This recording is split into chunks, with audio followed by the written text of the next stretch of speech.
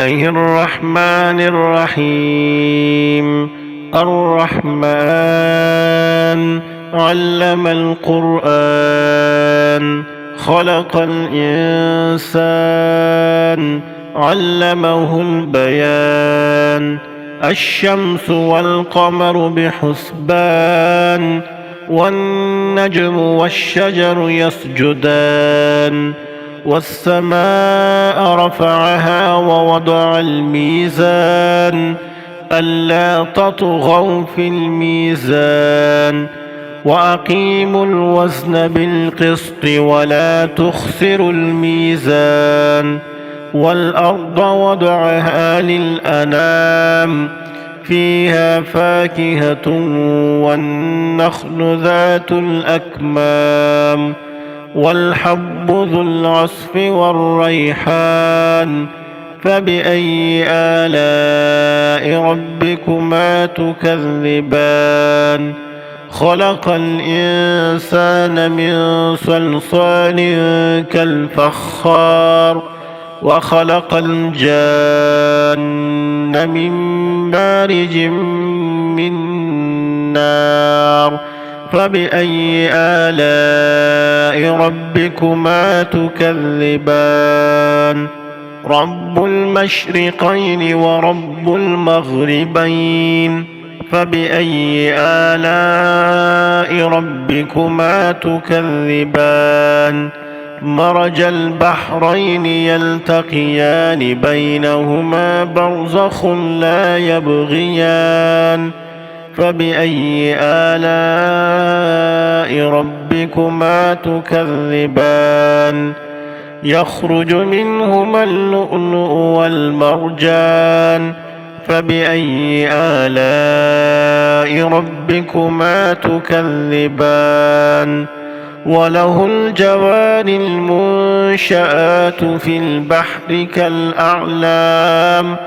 فبأي آلاء ربكما تكذبان؟ كل من عليها فان، ويبقى وجه ربك ذو الجلال والإكرام. فبأي آلاء ربكما تكذبان؟ يسأله من في السماوات والأرض، كل يوم هو في شأن. فبأي آلاء ربكما تكذبان؟ سنفرغ لكم أيها الثقلان. فبأي آلاء ربكما تكذبان؟ يا معشر الجن والإنس إن استطعتم أن تنفذوا من أقطار السماوات والأرض فانفذوا، لا تنفذون إلا بسلطان. فبأي آلاء ربكما تكذبان؟ يرسل عليكما شواظ من نار ونحاس فلا تنتصران.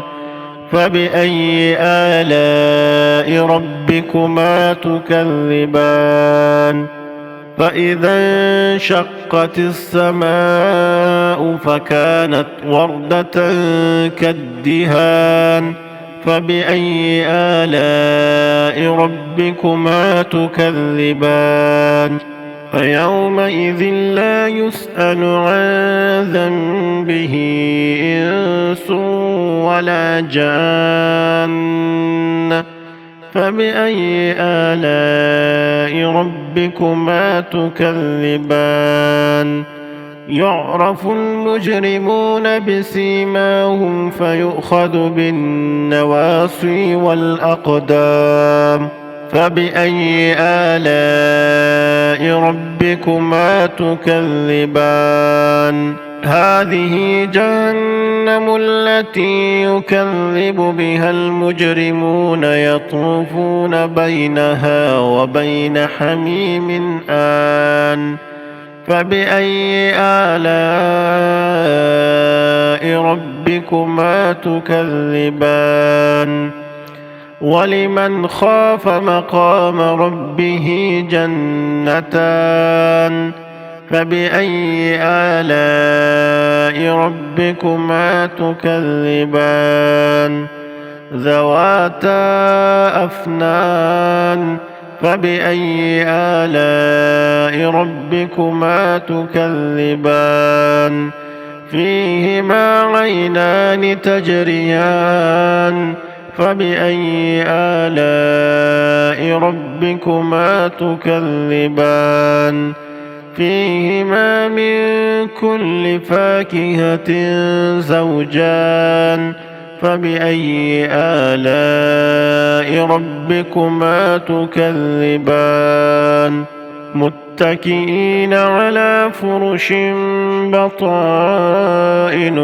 من استبرق وجنى الجنتين دان فبأي آلاء ربكما تكذبان فيهن قاصرات الطرف لم يطمثهن إنس قبلهم ولا جان فبأي آلاء ربكما تكذبان كأنهن الياقوت والمرجان فبأي آلاء ربكما تكذبان هل جزاء الإحسان إلا الإحسان فبأي آلاء ربكما تكذبان ومن دونهما جنتان